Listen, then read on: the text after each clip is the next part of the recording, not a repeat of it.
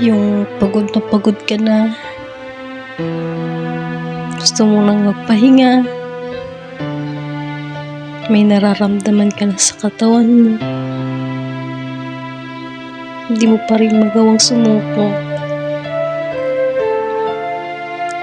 Minsan tayong mga OFW, hindi na natin alam kung saan tayo nakakakuha ng lakas. Kahit may sakit na, laban pa rin, trabaho pa rin. Diba? Pwede naman tayong magpahinga. Pero wag lang susuko. Pwede naman tayong maglabas na sama ng loob. Pwede rin naman tayong umiyak.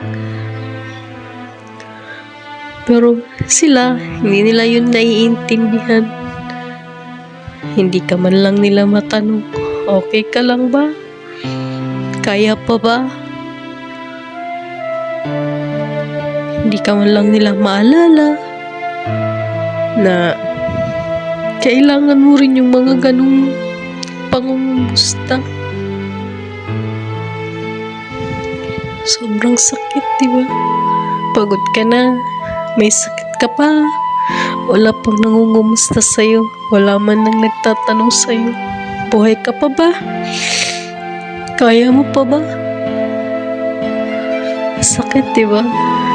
Minsan, sinasarili na lang yung mga bagay na ganun para lang wala silang masabi na masyado kang demanding, na para hingin yung mga ganung bagay. Hindi nila naiisip na yun ang pinakagamot natin.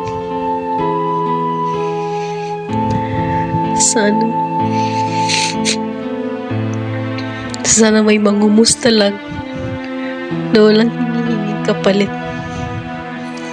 Saludo ako sa ating lahat ng OFW na may nararanasan ganito, na lumalaban at lumalaban at lumalaban pa rin.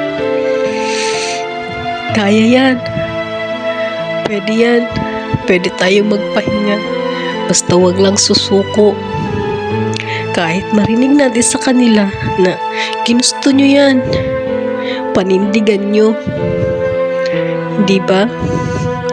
Yan ang laging naririnig natin sa kanila. Abroad kayo. Ngayon, iiyak-iyak kayo. Dadrama-drama kayo.